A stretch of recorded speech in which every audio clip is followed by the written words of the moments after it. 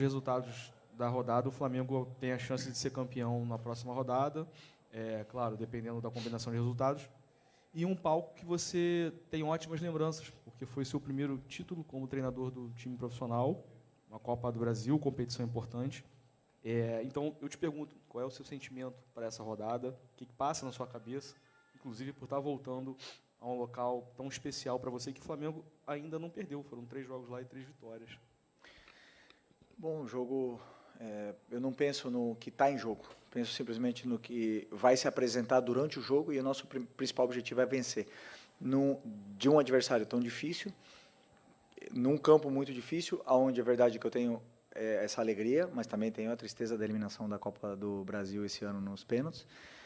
O adversário vem ferido, né, por perder a final de hoje, mas conheço muito bem o treinador, sei do que meu amigo, São Paulo, e sei do taticamente incrível que ele é e da dor de cabeça que vai ser preparar esse jogo, mas só penso unicamente no que está no nosso controle, que é tentar vencer o jogo lá. Felipe, Vitor Falso 9 da Flamengo TV. Parabéns pela vitória. Hoje o Flamengo fez um jogo, talvez o melhor da temporada, em termos técnicos e táticos. E o teu time, que faz esse jogo de progressão, hoje teve nos 2 volantes jogadores que não erraram passe, não erraram vertical. E com isso o Flamengo foi amassando, fez 15 finalizações no primeiro tempo, fez 3-0 no segundo e saiu com uma grande vitória. Você acha que esses volantes foram essenciais para isso? O Everton, na 8ª partida como titular, ainda invicto no Brasileiro?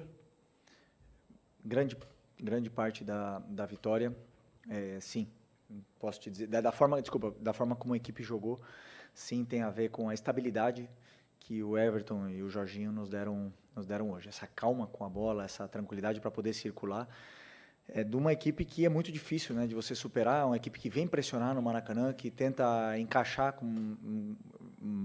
praticamente mano a mano, até mesmo quando a bola está no nosso goleiro. É muito difícil, e vimos no jogo contra o São Paulo, vimos no jogo contra o Corinthians como é difícil preparar jogos contra o time do Mancini, que tinha empatado aqui com o América Mineiro em 2023. Então, com certeza, sim. Mas o que eu mais gostei da minha equipe foi a solidez defensiva, que voltou a recuperar essa solidez, entender os momentos de subir a pressão, entender os momentos também de esperar, entender o cansaço de alguns jogadores que vêm correndo muito durante os jogos e correu certo. E isso nos deu essa solidez que estava faltando. Felipe aqui, boa noite. Boa noite. Felipe, olhando para a tabela do Campeonato Brasileiro, é óbvio que a torcida fica eufórica, né? 4 pontos de 12 aí pela frente, podendo já ser campeão na próxima rodada. Mas eu queria saber, assim, o seu trabalho como técnico, de não deixar essa euforia, assim como a crítica, a crise não pode vir de fora para dentro, também como não deixar essa euforia de parte da torcida entrar para o vestiário, principalmente que não está nada ganho ainda, tem 12 pontos a ser disputados, o Flamengo tem 4 a mais que o Palmeiras, e também a final da Libertadores no próximo sábado, que eu acredito que seja o jogo mais importante da temporada. Obrigado. Eu acredito que o grupo, a nível mental, está muito forte. Os jogadores que voltaram da seleção voltaram com a cabeça limpa, hoje conseguiram jogar, ter mais minutos.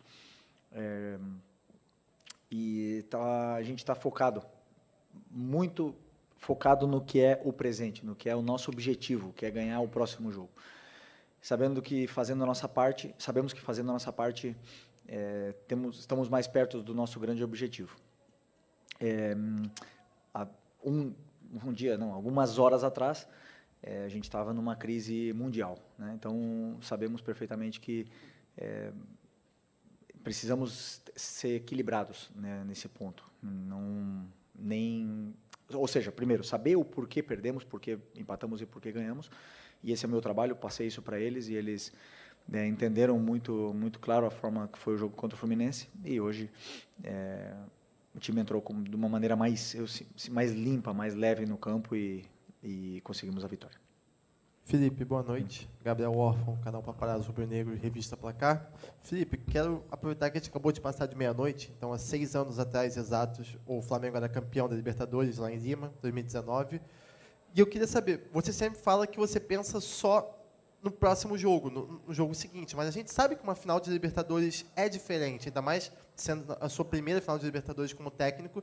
Eu queria saber como é que o Felipe Luiz está vivendo essa expectativa para essa final da Libertadores. Se você talvez esteja numa ansiedade que é natural, querendo ou não, é uma grande competição, é a sua primeira final. Como que o Felipe Luiz está vivendo essa expectativa para o jogo de sábado? E se puder falar também agora, sobre o jogo, o que o quarto árbitro falou para você naquele lance da substituição do De La Cruz, que acabou não sendo autorizada? Obrigado. Só penso unicamente no jogo do Atlético Mineiro daqui para frente. Eu sou muito racional, penso dia a dia, penso no que eu estou no controle, está longe ainda, não é o próximo jogo, afinal, portanto, só penso em vencer do Atlético Mineiro. Ou fazer de tudo para poder ajudar a equipe a vencer contra o Atlético Mineiro. E sobre a substituição, eu queria fazer as duas. Por algum motivo de comunicação ele não entendeu assim, entrou só o Lino, o Nico ficou sem entrar e o juiz não parou o jogo da mesma forma que parou contra pro Bragantino antes, mas vida que segue. Entraram dois minutos depois e deu tudo certo. Felipe, aqui, tudo bem? Boa noite, Júlio Miguel Neto, essa é uma live Desfalar, perdão. Felipe, o Flamengo, o próximo jogo é contra o Atlético, né? Você acabou de falar que pensa jogo a jogo. Mas é inevitável não pontuar que sábado, por exemplo, você vai ter algumas peças que não vão estar disponíveis, como, por exemplo, o Gonzalo Plata. Terça-feira, de fato, o Flamengo pode ser campeão, de forma matemática. Mas eu queria saber da tua opinião, o que você está pensando desse jogo. Qual é o Flamengo que deve entrar em campo? Um Flamengo em que você vai ter que poupar, ou então, não poupar, mas talvez mesclar, até pelo gramado sintético, e da possibilidade que, se você tiver uma lesão muscular, fatalmente vai perder esses atletas para a final de sábado. Você já pensou, até você falou que pensa jogo a jogo, mas, de fato, querendo ou não, de uma forma indireta, um vai estar interligado ao outro. Eu queria que você falasse um pouquinho sobre qual o Flamengo que a gente vai ver terça-feira em campo. Um Flamengo em que pode ser campeão, mas mesclado, ou já pensando num Flamengo o que pode ser uma base para a final de sábado. Boa noite. Obviamente que eu não pensei ainda no jogo do Atlético. Estou com o jogo do Bragantino e a preparação, e estou com o jogo do Bragantino na cabeça, mas a partir de amanhã receberei um informe médico de como está o processo de recuperação e a saúde dos jogadores. A partir daí, começarei a tomar as decisões. Por exemplo, alguns jogadores, vocês já sabem bem, que têm dificuldade de fazer 2 jogos, 3 jogos na semana, vocês sabem muito bem quais são eles. Esses jogadores, não é nem pela final, não é nem por nada, mas tem alguns jogadores que não conseguem ou não performam com jogos, com sequência de jogos, né? Então, basicamente isso, mas eu quero ganhar do Atlético Mineiro e vou com os jogadores que eu acredito que são os melhores para poder vencer. Felipe aqui, boa noite. Bruno Vilafranca, da TV A Crítica. Eu queria que você falasse um pouquinho sobre a partida do Everton Cebolinha. Você perdeu jogadores para a final, Plata é uma ausência, o Pedro é uma provável ausência, enfim, ou é uma ausência. E o Cebolinha, dos últimos tempos, ele acaba não tendo muita sequência, porque ele, infelizmente, tem tido algumas lesões importantes, mas entrou bem contra o Fluminense. E, na minha visão, entrou bem hoje, fez um grande jogo hoje. Eu queria que você falasse, porque se você perde por um lado, também consegue recuperar um jogador da importância dele para a sequência e também, claro, já pensando na final, mas primeiro tem terça-feira. Obrigado. Concordo contigo, jogou muito bem, deu muita fluidez ao ataque. Teve esse 1 contra 1 dele, foi muito incisivo em cima do lateral direito e, principalmente, valorizou, entendeu muito bem o momento de acelerar e de não perder a bola. Depois ele tem perigo, ele é um cara que chuta de fora da área, ele tem um bom cruzamento, então voltou a recuperar sensações como titular, que vinha tempo sem ser titular, e eu gosto muito desse sentimento, né, de conquista, e os jogadores conquistam o lugar na equipe, cada treino e cada jogo, e eu acredito que ele está muito feliz também pela partida que ele fez. Oi, Felipe, aqui, Sérgio Lobo, Grupo Globo.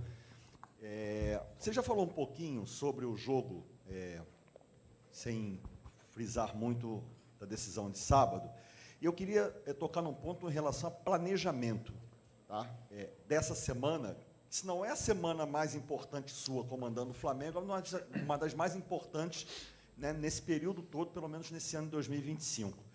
Então, você vai ter alguns dias, poucos de treinamento e de recuperação também, sendo que de terça para quarta, você volta de Belo Horizonte e já viaja para Lima no dia seguinte. A recuperação mínima e lá você vai treinar para o jogo. Eu queria saber como é que está esse planejamento, que obviamente já foi feito, já está tudo amarrado por vocês. E um detalhe, o que você pensa em relação ao Léo Ortiz? Você quer colocá-lo, em termos de minutagem, em algum momento contra o Atlético, ou vai guardar ele para realmente o jogo de Lima? Então, desculpa, qual é a primeira pergunta, de novo? Sobre o planejamento. Pouco tempo para treinar, para recuperar? Não, como eu repito mais ou menos o que eu respondi para o teu companheiro, para o teu colega, sobre planejamento, eu penso no Atlético Mineiro. Não planejo a semana inteira. Seria uma responsabilidade da minha parte pensar sábado, estando com uma possibilidade real de lutar pelo título do Campeonato Brasileiro no jogo da terça-feira. Portanto, com o passar dos dias agora, iremos tomando o que acreditamos que sejam as melhores decisões para a saúde dos jogadores, para a performance deles e eu sou muito prudente enquanto a isso. Eu entendo muito, porque como eu já também me machuquei muito, eu entendo muito as sensações dos jogadores e gosto de decidir conforme for passando os dias. Sobre o Léo, a intenção é que ele volte a campo. Teve uma lesão complicada, fez um sacrifício muito grande para estar no jogo do Racing e nossa intenção é que ele volte a campo essa semana. Vamos ver se ele vai estar em condições ou não. Vamos para a última pergunta, porque tem treino daqui a pouco, agora de manhã, tá? Felipe, boa noite. Aqui, Boa noite. Roque Hudson, canal do Roque Hudson. O Arrascaeta chegou a 32 participações em gols no Campeonato Brasileiro. Ele está a uma participação de bater o recorde de Gabriel, que foi em 2019, com 33. E a pergunta que fica, e até para o torcedor entender também o que está fazendo o Arrascaeta conseguir ter essa performance tão definidora, né, ser tão letal, o que mudou do Arrascaeta, tanto taticamente quanto fisicamente, do Arrascaeta de 24 para o Arrascaeta de 25 nas suas mãos, e está fazendo ele fazer, quiçá, a melhor temporada da carreira dele, tanto em números quanto em performance? Mérito dele, qualidade absurda, extrema. Um jogador que é único, que não perde a ambição, que quer mais e mais e mais, é um grande líder, fala isso todos os dias com a forma de atuar dentro do grupo, e mérito absolutamente dele. Eu, claro, o time, sempre você monta uma equipe em função do teu melhor jogador. E o time, eu sempre tento passar todas as facilidades para que ele tenha mais tempo e espaço e que esteja perto do gol, onde ele é realmente diferente. Okay? Obrigado, gente. Obrigado, boa noite, pessoal.